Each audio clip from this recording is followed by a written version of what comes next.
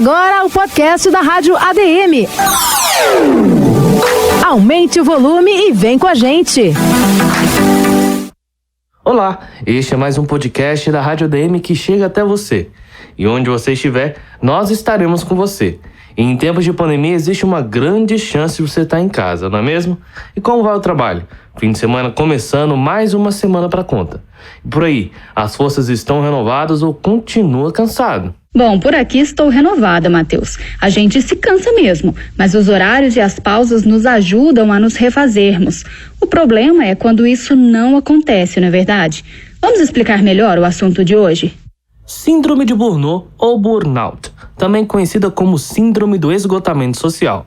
Cansaço, fadiga e estresse no trabalho podem ser mais sérios do que se imagina, e essa doença tem atingido cada vez mais pessoas. O problema é que muitas delas nunca ouviram falar no assunto. Preste atenção na história da Eloá Regina de Castro. Ela é formada em administração e não fugiu às estatísticas que apontam que 33 milhões de brasileiros sofrem com o burnout. Bem, eu desde jovem sempre sonhei em ser uma pessoa bem-sucedida na carreira e sempre quis ter uma carreira estável. E por ter um histórico de familiares na administração pública, sendo servidores públicos, eu acreditei de verdade que esse seria o melhor caminho para mim também. Então, desde cedo, apostei em fazer prova, em ser concurseira mesmo, na expectativa de fazer minha carreira na área pública. Aos 16 anos, eu comecei a estudar, comecei a fazer concursos públicos, e para minha surpresa, eu passei no meu primeiro concurso público, o que me confirmou que eu deveria investir nessa área. Fui fazendo uma série de provas, fui tentando e realmente coloquei bastante expectativa de que eu conseguiria ser feliz na área pública. Então, aos 18 anos, eu assumi o primeiro cargo. Fui muito feliz nesse trabalho, gostei muito dessa experiência nova para mim.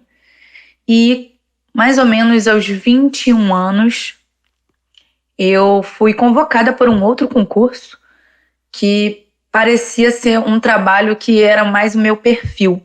Na época, eu estava graduando em administração pública, então eu queria trabalhar com algo que fosse bem próximo do que eu estudava, porque eu me encaixava, eu gostava da área. Então, eu queria trabalhar com algo que eu pudesse ver mais identificação. Então, eu mudei de concurso, né? Mudei de cargo, abri mão do outro cargo que eu já tinha assumido, e fui assumir esse novo cargo em outro órgão. A minha expectativa era das melhores, era a melhor possível, de que eu ia gostar do que eu estava fazendo, a proposta seria diferente, seria um trabalho mais voltado com números, e eu imaginei de verdade que eu pudesse agregar bastante valor com o que eu aprendia na faculdade. Para minha surpresa, era um local bem diferente do que eu esperava, era muita pressão. Eu lembro que eu até falava assim, nem parece serviço público, né? Porque a gente tem aquela imagem de que serviço público é muito parado, de que as pessoas são acomodadas, mas lá não. Lá era muita pressão, as metas eram bem claras e os prazos eram bem apertados. Eu recebia muitos trabalhos com prazo já estourado, né? Para ontem. Então, eu lembro que eu tinha que dar o meu melhor. Então, eu tentava dar o meu melhor no trabalho, dar o meu melhor na faculdade e em tantas outras atividades que eu me envolvia. Pois é, e num belo dia, a conta chegou. É claro que o corpo não dá conta de tanta coisa acontecendo ao mesmo tempo, e então o meu corpo começou a dar sinais de que algo não ia bem. Eu comecei a sentir uma dor de cabeça anormal. Eu sentia dor de cabeça todos os dias e muito forte. Era uma dor de cabeça tão forte que começou a me incapacitar. Eu tinha que tomar remédio todos os dias e várias vezes ao dia, até mesmo para dormir. Eu tinha que tomar remédio porque eu sentia muita dor de cabeça. Aquilo me chamou a atenção, mas eu ignorava porque eu não podia parar. Eu não tinha tempo para parar. Então, outros sintomas foram aparecendo. Eu lembro de uma dor nas costas muito marcante, que me fez procurar orientação de especialistas do corpo. Eu lembro de sentir muita azia e um episódio muito específico que me marcou muito. Foi um dia em que eu achei que eu tinha infartado, porque eu senti um aperto no peito tão grande que, nossa, eu achei que eu tinha infartado. Eu tinha sintomas muito parecidos com infarto ou com AVC. Eu me confundi várias vezes. E quando eu fui ao médico, né, médico clínico geral, eu fiz os exames e deram todos normais. Então eu imaginei que eu pudesse estar realmente de frescura ou pudesse não estar dando conta, mas não dava tempo. Não dava tempo de ficar doente, eu tinha que seguir, minha rotina era bem apertada. Aos poucos, o corpo continua dando seus sinais e de forma cada vez mais incapacitante. Chegou um dia que eu tive um colapso. Esse dia me marcou muito. Foi em maio de 2015, eu tinha 21 anos, e num dia o despertador tocou para eu acordar para ir para o trabalho, mas eu não consegui levantar da cama. Eu sentia muito medo e eu sentia dor no corpo, como se eu estivesse tendo um AVC. Então eu imaginei que eu realmente estava morrendo, era uma sensação de morte. Eu chorava tanto que eu não conseguia me levantar para trabalhar. Ao conversar com a minha mãe sobre isso, por telefone, ela comentou comigo que já estava notando outros tantos sinais em mim, sinais comportamentais e que eu nem percebia, porque eu estava tão focada em trabalhar bem, em trabalhar muito, que eu não percebi que meu comportamento estava mudando, meu humor estava mudando, a minha postura estava diferente. Eu percebia que eu vivia muito triste, cansada, aquilo na minha rotina não era daquele jeito antes, mas eu achava que eu estava normal, só que eu estava com o corpo dando sinais, mas não era só o corpo. Por causa disso, a minha mãe tinha conversado com uma amiga que é psicóloga e ela me sugeriu que eu procurasse um psiquiatra. Aquilo foi fundamental. Então, poucos dias depois do meu colapso, eu fui ao médico e recebi o diagnóstico certeiro. Eu tive um burnout. E logo comecei o tratamento, o que foi muito importante, fez muita diferença, porque se eu tivesse passado tempos tentando entender o que eu estava vivendo, o que eu tinha de errado, talvez eu tivesse desistido de mim. Mas como eu tive um diagnóstico muito certeiro, eu pude começar a tratar logo e me ajudou muito, né? Diagnosticada com a síndrome de burnout, olha só o que aconteceu com ela. Quando eu cheguei, eu voltei ao trabalho para apresentar a documentação, o laudo dizendo que eu estava com síndrome de burnout e precisaria me afastar, eu tive um feedback bem difícil, bem complicado. Eu ouvi que aquilo era inadmissível, que era frescura, de que se eu estava em pé, falando, com condição de pensar, eu não teria por que me afastar, né? Até eu lembro de ouvir assim: nossa, mas você não foi atropelada nem nada, você está de pé, suas pernas funcionam, seus braços funcionam. Então por que você está se afastando? Isso é frescura, isso é fraqueza, eu estou decepcionada com você. Isso realmente me entristeceu muito, mas foi importante passar por isso porque fez parte da minha desconstrução que envolve o tratamento do burnout.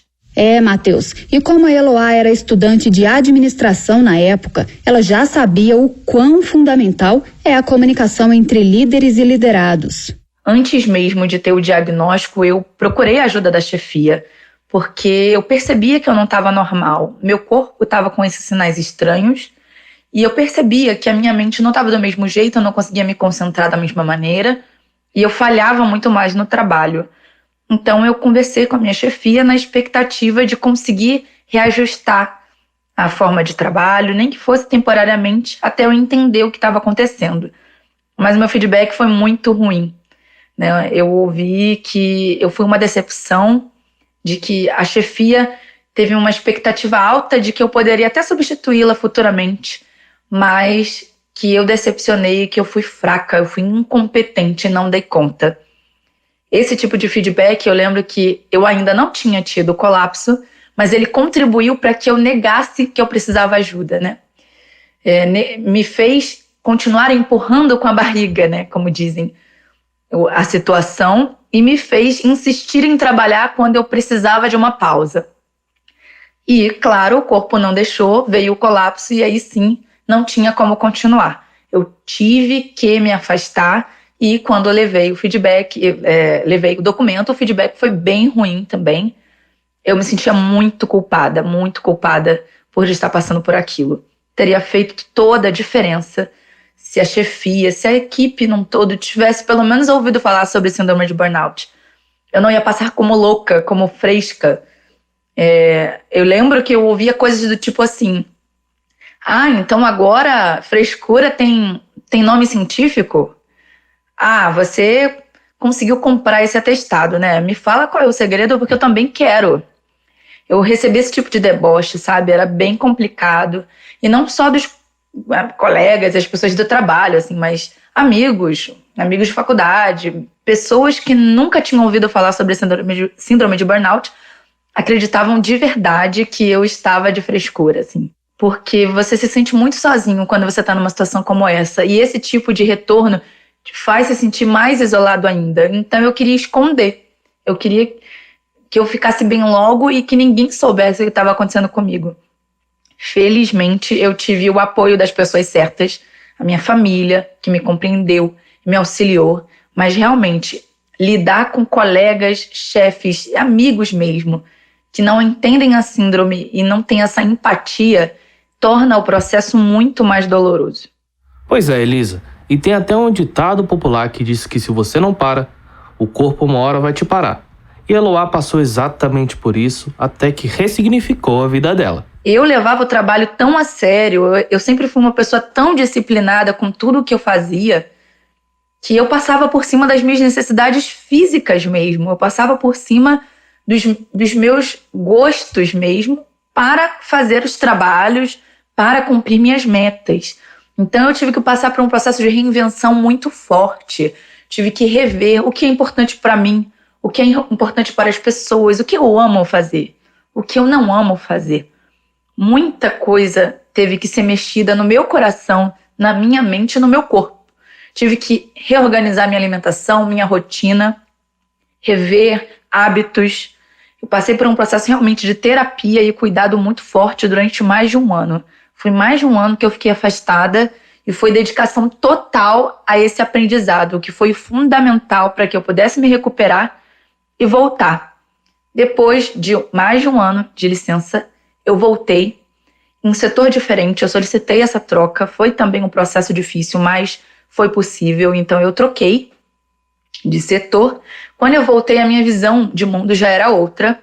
Eu tive que me adaptar novamente ao trabalho, aprender a trabalhar com um novo setor, mas a minha visão já estava tão diferente que agora eu conseguia enxergar coisas que antes eu não enxergava. E uma das coisas que me fez enxergar é que eu amava outra coisa. Eu era uma nova pessoa ali. Então eu passei a entender o que eu amo e a investir no que eu amo. Então, quando você conhece a